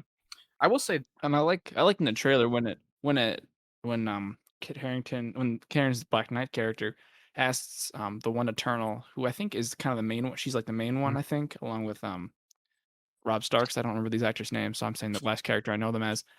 Uh she's like, well, we were told not to, and he's like, who told you that? And then it hard cuts yeah, to that Celestial, which I really liked Mhm. because it's like he's the boss. Like this guy's far above them, like anything that they could even muster, and Yeah. he's like the guy calling the shots. Oh, maybe that's it. Shit. As we're talking, I'm unlocking more memories. I think maybe the like deviants were the pet project of one particular celestial. Maybe that's the explanation. I don't. It's really not important, but yeah, Probably look into it as we get closer in the movie. I'll probably reread it before the movie to freshen up. But yeah, I like the trailer as well. I agree with what you said. Is like it revealed a little more of the plot and characters, but really not a whole ton. It just seems to be that they're like getting the band back together kind of thing, which is again reminiscent of the that comic. The only difference being that the big part of that comic is that they don't remember that they're Eternals. There's like like an amnesia scenario that applies to all of Right. them except Icarus, where they do not remember that they are Eternals and they have to kind of be reminded, which I think would have been a cool thing to see. I'm a little disappointed that's not going to be there, but um, in this one they are still split up and like they have to get back together, but they do all seem to be aware of the fact that that's what they are. I think it's the same save time. Yeah, So they did the probably. amnesia plot. You gotta give them all their memories back, and they gotta kind of repeat. They kind of have to repeat the process. Be Yeah, like, remember, and they gotta trigger the memories, and they gotta, yeah. I feel like And it's a it's lot of not as samey. Like, yeah, that is true as well. yeah, That's a and there's not as much action if you do it that way. hmm No, it's kind of cool. I will say, like, the thing I like about that is that, like, when you do that, sort of like, so for the main character, more or less, of that run is Makari, who is gender swapped in this movie. They're portrayed by a woman this time, and she also doesn't seem to be one of the main characters of this. I guess it'd be like Icarus and stuff. But by doing that, you have Icarus, or sorry, Makari can be in a way, even though he is one of the Eternals, he's also sort of a POV character, like as in like an entry point for the reader, because as he right. remembers and learns about the Eternals himself, you do as well, which is interesting because hmm yeah, he is an Eternal, but he still has to remember himself, and so you get all the back lore from him doing that. Whereas in this one, you don't get that, and so I think that's why they've introduced Kit Harington's Black Knight, right? Is that so they can yeah, talk at he them. will be the entry character for the reader who's going to be like, "Hey, what is all this?" And they can talk at him and explain it. So, um, I just wonder his role because I don't know a lot about Black Knight except about his yeah, sword. I was the same thing. Like he's got like his magic sword.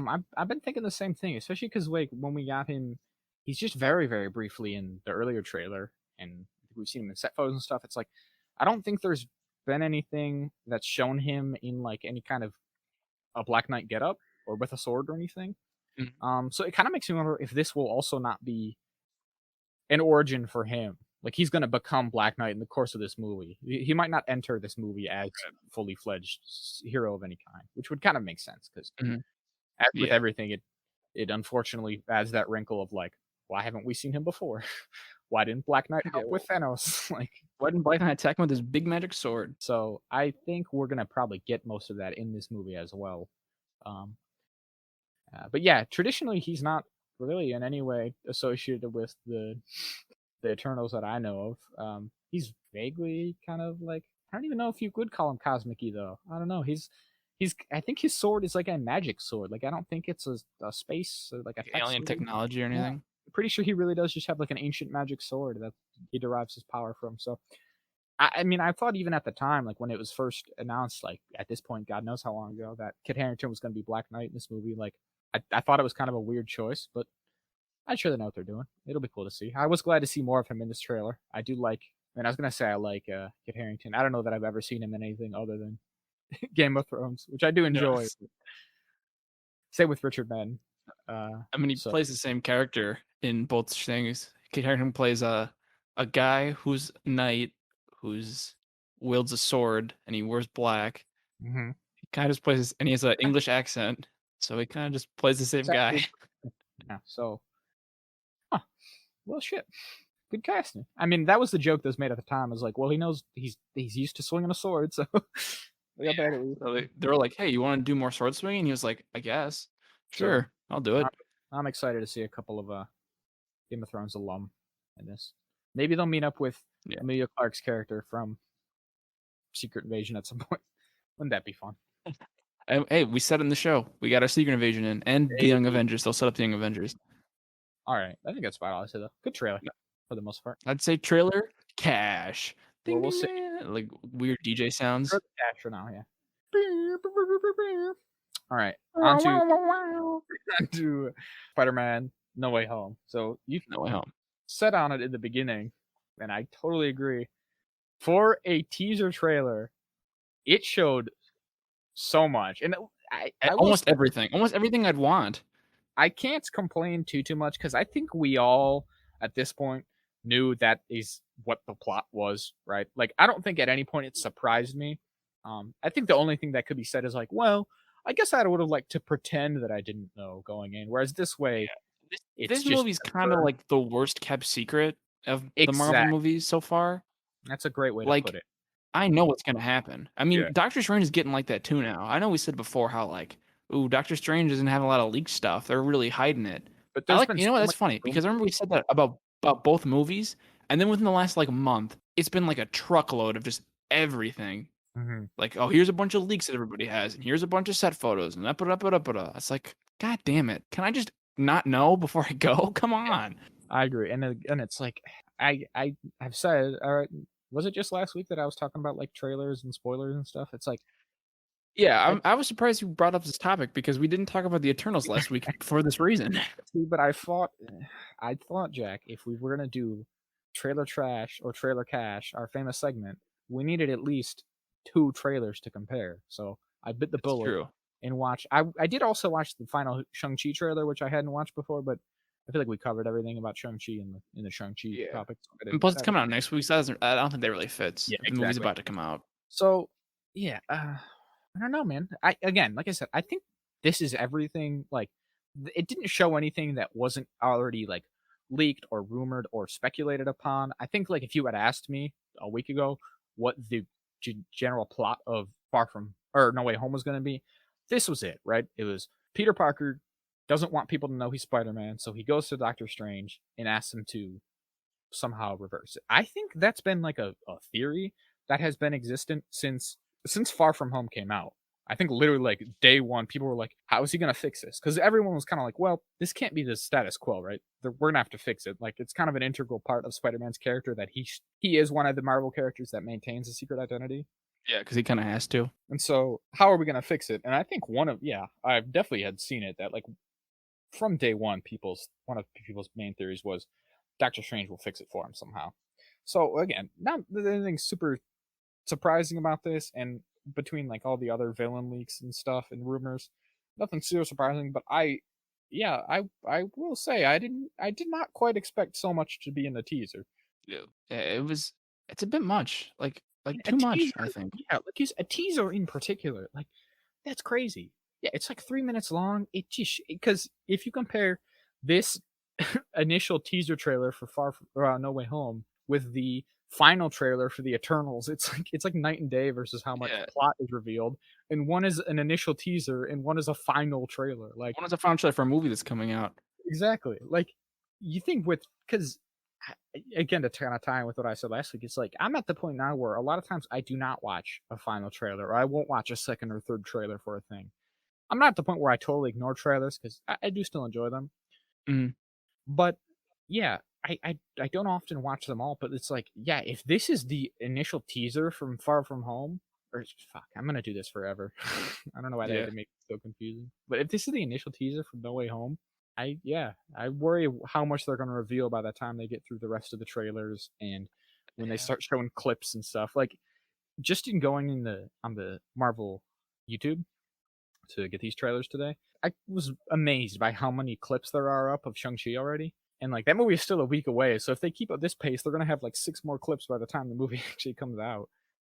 Yeah, they're gonna it's gonna be like we talked about last week, Amazing Spider-Man 2 situation where they just post 45 Yeah. minutes of footage of a So 2-hour movie. it, I mean, do we have much to say about it? I can't imagine this is the first and last or last. Well, it's not the first, and it shan't be the last time we talk about Far From Home. Shambulance is okay, what I will say, I'll say two things. One thing I think is funny is like a joke going around now that everybody thought that Doctor Strange was gonna be like the parent in his Mhm. movie, but really he's the one who Yeah. causes this problem. Like he's the one who kind of breaks the multiverse by doing this. Yeah, people. Or him and Spider-Man, because Spider-Man keeps trying to change Mhm. it, and Doctor Strange does it at all. Even though Wong's like, "Don't do that! Like, don't do that, man." He's like, I'm gonna do it," which I think is funny. And another thing I'll say is that if anyone still thinks we're not getting the other two Spider-Men and Willem Dafoe and Jamie Foxx and whoever else, we're getting them all. Like they're coming. Who's There's up no front, doubt in man? my mind. We're gonna get Green Goblin. We're gonna get Electro. Like they're just gonna do the Sinister I, Six. They're gonna do the yeah, Sinister Six. That's what they're I doing. myself have not been fully convinced. Even I don't know, man. Just everyone like that has always been the sticking point for me. Is that when they said they were gonna do I think they will. like the Spider-Man. Okay, maybe not Jimmy Fox. Maybe I jumped the gun on that. But the Green Goblin one gets me is that they only show his bomb, and that's the bomb that he uses in the Raimi movies. I don't know. I agree. I totally agree. Green Goblin. But yeah, to me, see, I'm not even fully convinced about the Spider-Man. To be totally honest, I really am not.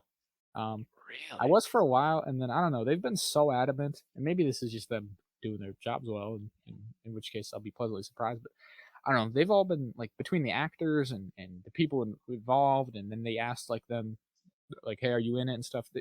There's been so much stuff where they've been so adamant that they won't appear that I've become convinced myself personally. Then you are blind.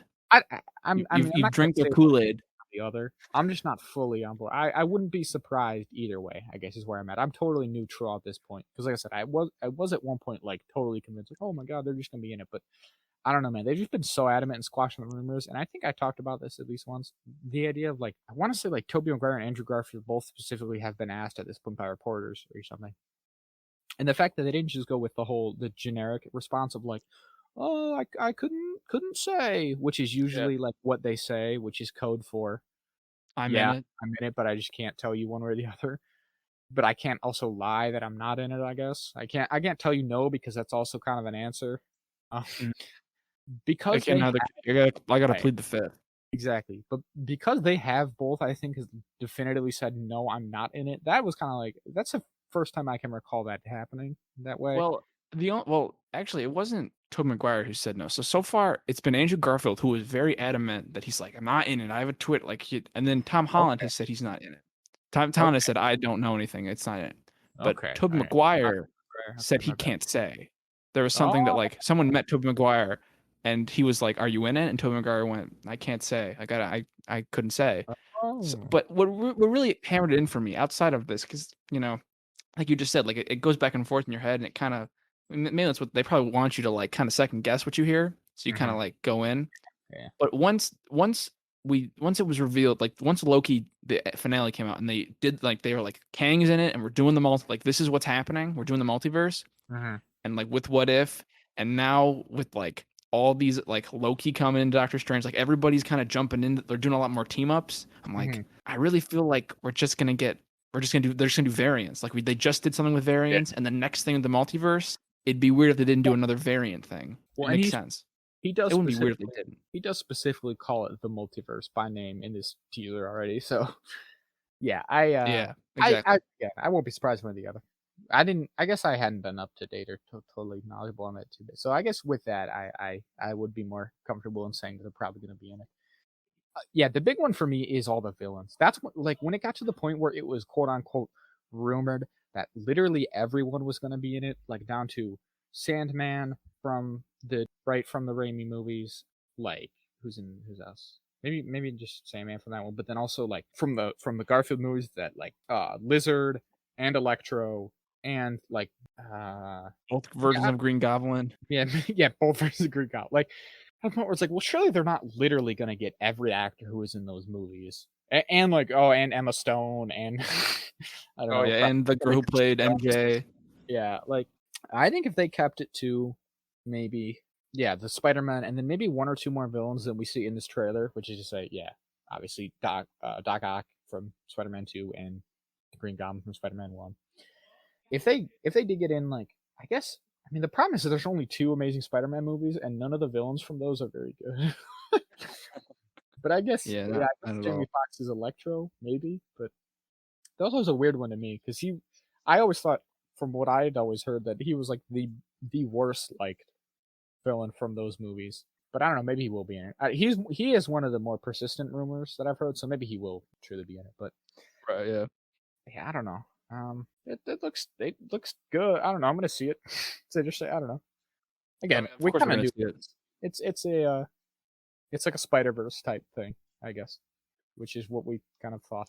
Doctor Strange seemed to be in it a lot, which is cool. Um, Yeah, he's like teaming up with them. They're doing yeah, tricks and stuff. it seems to potentially be a full on sort of team up with them, which I am all on board for because Yeah. I think yeah, initially at first it was like he was going to be a cameo and like real. I think people really thought he's going to be in just very minor, just for the heck of it, like he just would drop by, and then I think once stuff started to get out more about all this like multiverse stuff that might be happening, it's like all right, so he's probably going to be the one who is able to set that into motion. And then maybe he will be absent for most of the movie, kind of deal. But yeah, this seems to suggest that he's going to be in it for a lot of the runtime, like just for the movie, hanging out with him and working together to fix it. So it'll be a proper team up, which I would be well on board for. Yeah, definitely. Uh, I just wonder how, like, I don't know. I feel like there's a lot, like a lot. I mean, I'm sure they'll like streamline it and that'll all make sense. But I'm like, if this movie's only like 2.5 hours, which will probably be like how long this movie is, Mhm. like they're gonna have to move quickly or do something because like, how is he gonna meet all these guys and how like they have to set up the I've thought the like you same know thing. what I mean? I have had that worry myself since the beginning, and that's kind of why I was maybe somewhat like glad to hear that maybe there wouldn't be so many cameos and stuff as was rumored at one point. Because yeah, I had the same thought of like there is so many characters apparently going to be in this. How are we going to explain that? Because even if you can kind of more or less go off the assumption like, well, the viewers will know, you can do that, I guess, but you still have to, just for It's the still a purpose of a story. solid story. Yeah, you still have to explain it within the narrative for anyone who isn't first of all who hasn't seen those other movies, and anyone else who just yeah, like that's just what you do. You can't just assume. So I thought Hmm. the same thing, like trying to explain all the different villains and I suppose the villains are kind of easy because if you have the other two Spider-Man show up, they just be like, oh, he's a bad guy, beat him up, and that's kind of all you He's a need. villain But from my world, and then yeah, and like all their powers are pretty self-explanatory. yeah. He's lightning. He's sand. The lizard. Like they're not too Well, crazy, but I think we're just wait and see. I don't think we should spend too much time on this because again, like you said, it's not the last time we're going to talk yeah, about this stuff we'll wrap it up. as we get closer. So we So probably I could talk off it. well, We'll follow the thing. It's trailer cash. I was gonna say it's a more exciting trailer than the Eternals trailer. And for that reason, I would Yes. say it's trailer cash. But Mm-hmm. in that case, then the Eternals trailer must unfortunately be trailer trash. But as We have to pick one or the other. I thought it was like it's I mean, well, uh I was gonna say though, the Eternals trailer kept a little some more of the cards, a little closer to the chest. just the chest. And for that, This I think trailer did not. I Didn't think even. that's cash. Whereas showing this much of your plot in the teaser trailer is trailer trash. Okay. Yes. Okay.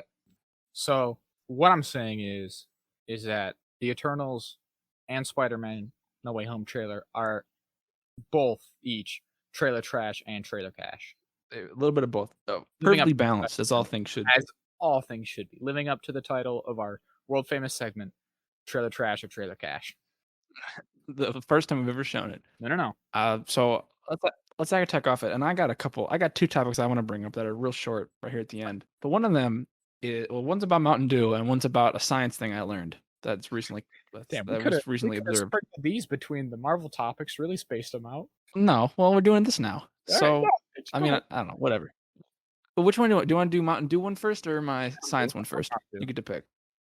I All right, as a so game Mountain Dew famously love Mountain Dew. has a flaming hot Cheeto flavor coming out on Tuesday. Oh, I saw this. Have you heard? You saw this? Yeah, I did. Oh my god, I'm gonna drink it because Zach and I are big Mountain Dew aficionados. But As official god, as registered. I think I'm gonna go to the hospital before I drink it. I'm gonna go. I'll stand back. I'm gonna drink this and I'll chug it in the hospital, and then my heart will explode and I'll burst into flames. As I'll members die. of the gaming community, we do in fact love Mountain Dew. But I agree, it's a bit sketch. I can't even front. I don't know, man. Oh, it's just I don't I wonder if it's gonna be like red, like bright red. Just, I Where shudder can at the I thought. acquire it? Do you have to like quickly? Oh, it is exclusively on the Dew store. So do I have to like very quickly order it if I want to get any? Is this gonna be this gonna be a scalper situation, Jack? Oh, I really thought they were gonna just. I didn't know it was only available in the Dew store. Buy some and bring it when we go watch Shang-Chi. Is this We gonna can just immediately give a live sell out review of it. and then cost $1 billion It on eBay? it definitely will. God damn it, I hate that. Why didn't they just sell it? That's the reason Well, when they sell it at like a random ass grocery store in Nebraska. They're like, oh, Mountain Dew cocaine only in this random ass dollar store. maybe this will be a blessing in disguise. So we don't have to drink the flaming hot Mountain Dew. But yeah, our hearts won't collapse. I thought you were gonna bring up. But there wasn't. I thought you were gonna bring up the hard Mountain Dew. There's been a lot of Mountain Dew news lately. Oh, the seltzer. Yeah, you're right. No, they got I don't seltzers think they're coming out, which is seltzers. dangerous. That's dangerous I don't think territory. they're seltzers. I think they're like hard soda because it's Oh, Mountain Dew, right? I don't think they made a seltzer. Oh, I thought they were seltzers. I think they're like comparable to that sort of concept, as in it's like a fruity kind of beverage. Right, because it's carbonation. Yeah, I don't think it's a seltzer water because it's a Mountain Dew. I think it's a hard Mountain Dew, so like a soda, which they do make. They make hard sodas, so I think that's pretty sweet. I think that will be much more widespread, and I will probably get drunk on some. I do again. All right, so Mountain is great. So I'm gonna take in the other thing I want to talk about, which is very short. That they out in nature. I don't remember where they observed it, but they observed out in nature a tortoise exhibiting hunting, where it hunted and killed a bird and just ate it. And they were like, that's really weird because most tortoises are, and that kind of tortoise is, most tortoises are vegetarian or are pretty commonly up until now believed to have just been like strictly herbivores and that's it. Nope, I guess they'll just eat meat sometimes if they want to. So they're looking out for that, like now in the species, see if they can find them doing it more to get like a pattern. Now, to be fair, now you're the resident animalman of the show here. I'm an animalman. That's true. You're actually Grant Morrison's animalman. Yeah, exactly, exactly. You're actually currently pursuing higher education, right? In an animal-based field. Yeah. So you know more, right, certainly. But I, of course, was kind of under the impression that the overwhelming majority of animals, regardless of what we technically classify them as, either as like scavengers, carnivores, omnivores, and herbivores. Regardless of that, aren't most animals mostly just opportunistic at the end of the day, where if they are presented with an easy way to get food, they will take it? No. Yeah, that's fair. That's pretty accurate. Like, but even the one thing that, well, to an extent, because the thing about it is that it's not all animals, because physiologically, if you eat certain foods, your mouth and tongue are much different. Right. Because animals that don't eat meat, like horses, I'll use horses as an example, don't have any canines. So they can't eat like meat because they physically can't tear it and like can't pull it apart with their mouths.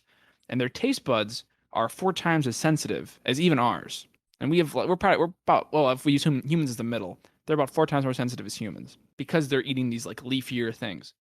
Now, conversely, like a leopard or a carnivore or something like that is all sharp teeth. Like their teeth are only meant to pull and tear, and their taste buds are half as sensitive because they're just eating raw, gross meat, and they don't really. And if they tasted it, they wouldn't want to eat it because it would taste gross because it's raw Mhm. meat. So there is a middle ground, like a gray area, but like you kind of have to already be observable omnivoric, like a bear or like a chimp or something, to be opportunistic. And if you get kind of more towards the edges of those categories, like outside omnivore and to like more carnivore or herbivore, they become Yeah. less opportunistic because their bodies physically cannot just handle that kind of food. Oh, okay. Well, there you go. Yeah, that does all make sense, of course. But yeah, I just thought that like even animals that we think of as being quote unquote herbivores, it's like if they're presented with meat, they might just eat it because it's there because they don't know necessarily, right? Like, They don't got morals. well, Ain't got no right? morals. Horses have no morals. Let that be a lesson to you. They might not realize even until they try. Like everything you said makes sense, but if a deer just saw some meat, they might just be like, "Well, I'm gonna try to eat it," and then maybe they would realize, like, "Well, I Yeah. can't really. My teeth don't work on this." Yeah, they probably just fall out of their mouths or their Yeah. bodies were rejected. But yeah, I definitely think they'd try, but it wouldn't be. I guess I mean it wouldn't be successful. I So guess is even what I with was like trying to say. carnivores, like the animals we think of as being predators that like hunt and kill their food and eat it, like lions and shit. If they stumble upon a already dead animal, they're not gonna be like, "Well, I didn't kill that." They just fucking eat it. Wait, again, lions are godless killers, Yeah. just like bears. They got no morals. Much of the animal kingdom is godless and high on killing. They just love killing. They're They're so they'll good. They're kill so down for it. Yeah. Well, that's interesting. I will have to keep And out watch out for carnivorous tortoises to button at tortoises. me. Hmm. Well, on that note, after we do the Ecotech Science Corner, that'll be our a new A inaugural topic. new recurring segment, 2 in a week. Ah, glorious. It's Excellent. great, and I'm sure they'll totally show up sometime in a year. But we're gonna probably end it here. This Mhm. might be our longest episode because I Yeah. don't remember when we Got started, into but a lot. it's been almost like 2 hours. Yeah. It was more than I thought, but that's good. So again, thanks for listening. As always, you can find us at Gmail at ecotechjazz@gmail.com and Twitter at ecotechjazz. Again, they're the same. So if you find one, you find the other. We are now on Apple Podcasts. I finally figured that out. So if anyone was listening and wants to listen to Apple Podcast, you now can. 'Cause I was dumb and I just was being dumb. So we're on Apple Podcasts, so listen to it there. We're always on YouTube and all the other places that we usually are. As always, our logo was done by a friend of the show, Jeffrey Gonzalez. You can always follow him at inkocean.jpg. That's what I meant to say. And at Redbubble, he sells all his art. And, DM him on Ink Ocean. I'll probably do a commission for you. He's an artist. He needs money. And on that note, as always, we wrote it, we produced it, and we built all the sets. See you guys. Anything to add, Zach? You're quiet No, there. no, that's it. I like it. It's All growing right. on me. Well, Okay, good night, everybody. we did build all Thanks the for listening. sets, technically. All right. Say goodbye to the people, Zach. I said bye. Oh.